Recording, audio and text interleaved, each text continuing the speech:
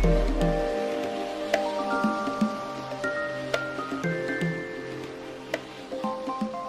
everyone, welcome to Creative Union Yoga.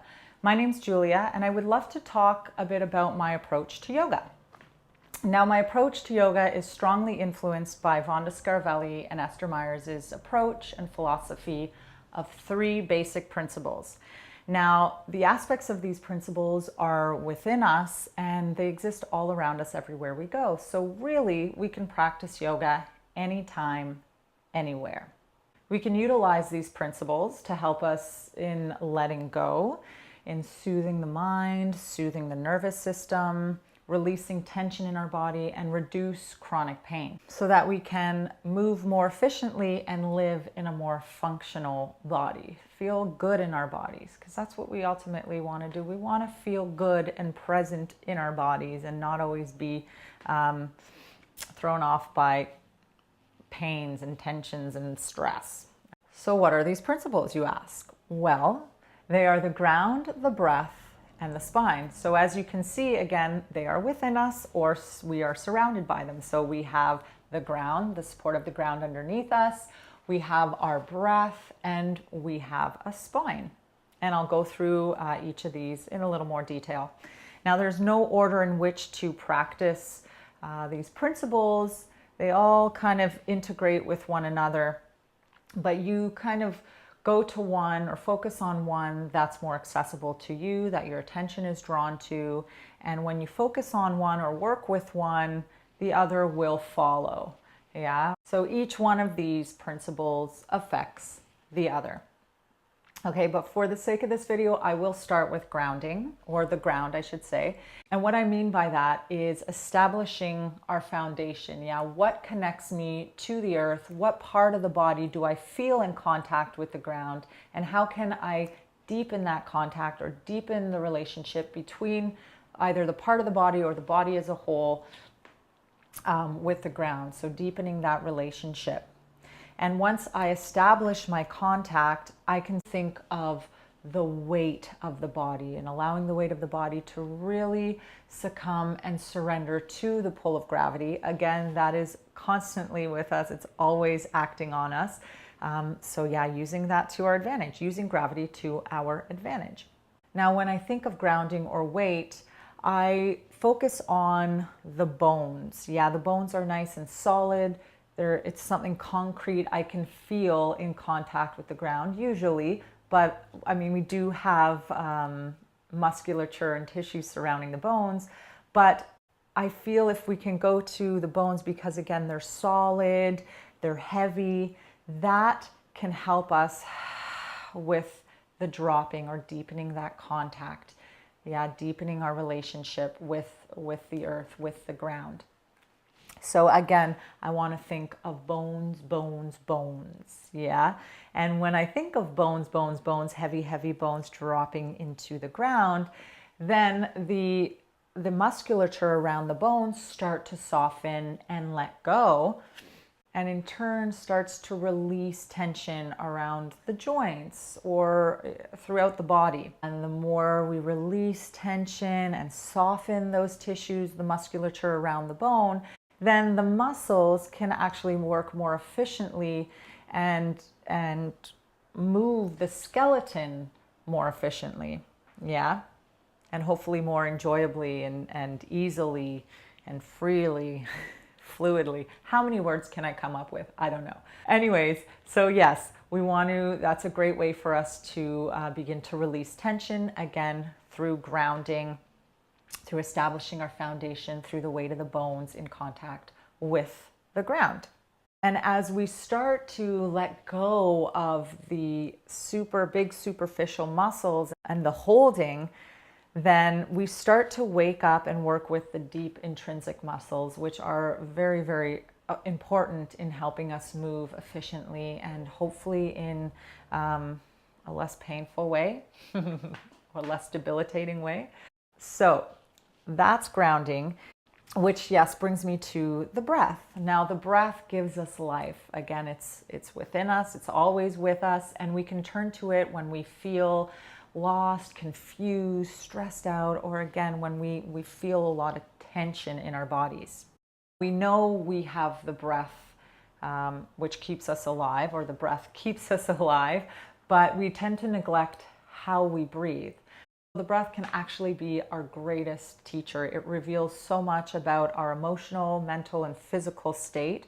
And this is why breath practices or pranayama practices are so beneficial, because it brings our awareness to the breathing, and it's not about manipulating the breath or making the breath be calm or be a certain way, but through the awareness of the breath, observing the breath, focusing on the breath, and allowing it to be what it is, which is meditation, that focus, it starts to let go on its own. Hopefully that's what we're going for. And yes, of course, in pranayama practices, we do have certain breath practices that we add a little rhythm to the breath, or a certain aspect to the breath, where we may, I don't want to say manipulate it, but we encourage it to go in a different direction, or to do something differently, which hopefully will lead us to a more smooth type of breathing. Yeah.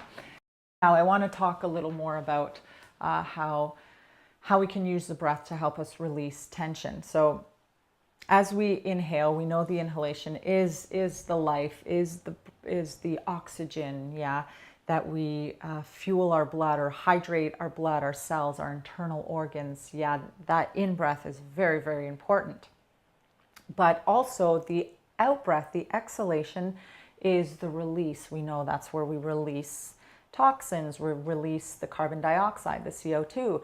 So we can think of that out-breath also as a letting go. That exhalation really helps in facilitating the dropping, the grounding, the release of tension, and the letting go. Okay, so that's how I like to think of the breath in my practices a lot. I love working with the exhalation, again, because it really allows me to drop in, to soften the body and ease the mind, and just kind of spit out and just like release all the junk that I had from the day or the night before, or just in life, the stuff that no longer serves me. I just let it out through the breath.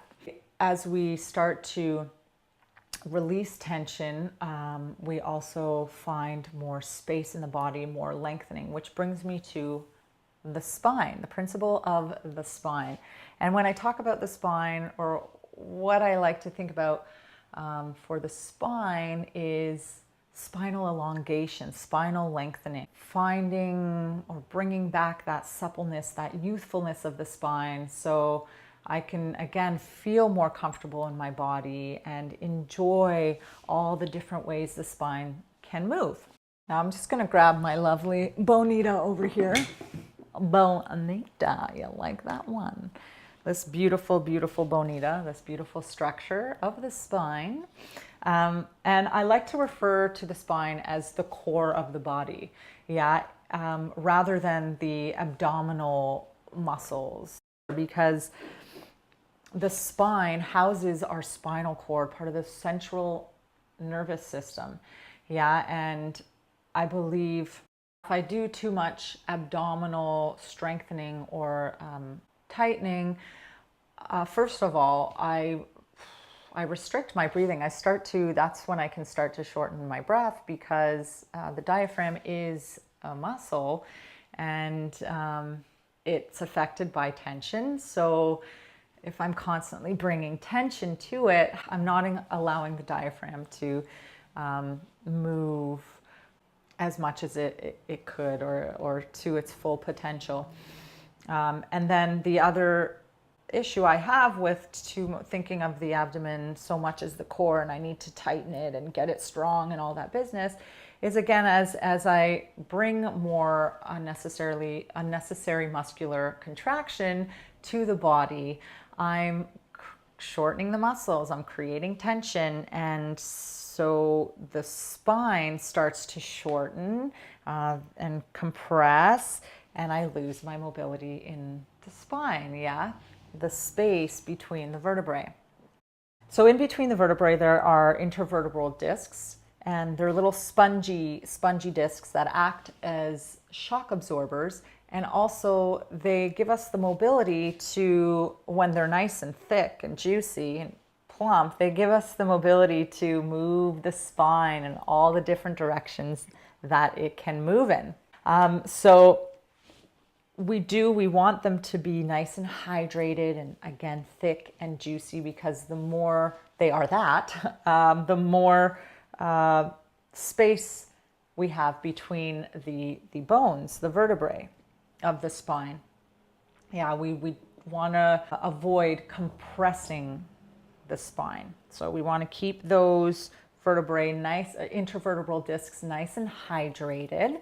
And a few things that we can do to hydrate them. First and foremost, water is a big one. It's good for the whole body, we know that. And also gentle, intuitive, intelligent movement. Yeah, movement is medicine. If I move in a intuitive and intelligent way, that can start to get the blood flowing throughout the body. And then something that I really like to focus on in my teaching and in my own practice is I instruct my students and myself in any position, any movement, to think of that spinal elongation. Yeah, so thinking of the tailbone, right, at the base of the bottom of the sacrum here, the end of the spine, think of that tailbone and that skull lengthening away from each other. And it's not about forcing that lengthening, but through the dropping.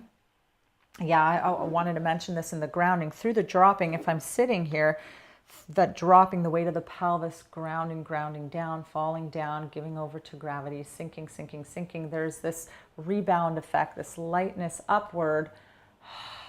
Yeah, so that's when I can think or imagine and eventually may sense a gentle, easy lengthening, that tailbone, or sorry, that skull lengthening upwards, yeah? And then that tailbone and pelvis dropping downwards. So I'm creating that beautiful space between the vertebrae.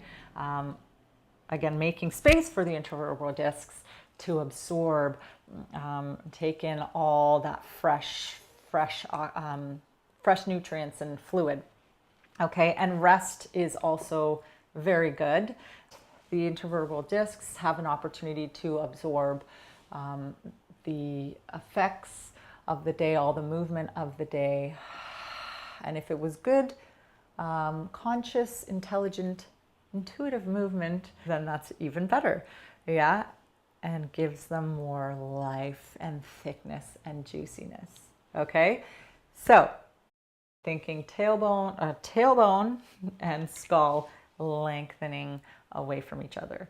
Yeah, so again, through all these principles, we can integrate and incorporate these three principles in any posture, any practice, regardless of ease or difficulty. And I can guarantee that it'll have a profound effect on your practice and on your body. You really, I believe, by going through and really thinking about these principles next time you practice yoga, can really have that profound effect and really do some great things for your state of being and your body as a whole. Okay, we don't have to be a victim of our restrictions, of our age. Yeah, you can start yoga at any point, you know, any time in life. Don't feel that you're too old or you're not flexible enough to do yoga. These are really great reasons why you should start yoga. If you incorporate these principles through, again, gentle, slow, intuitive movement, hopefully it will increase your range of motion, increase your mobility, help you live in a more functional, to live in a more functional and desirable body. Yeah. There's no need to neglect movement. Movement is medicine. It really is the key for a healthy body and mind. Okay, so if you do have any questions, please feel free to ask them on the comment boxes below. And also don't forget to subscribe to my channel, as I will have many different practices that incorporate these principles, and you can experience them for yourself and see how it feels in your body and what comes up for you. And I hope to see you on the mat again soon. Thank you, and have a beautiful, beautiful day, evening, whatever moment you're in, whatever part of the day you are in. Have a great one. Think love, speak love, be love. Namaste.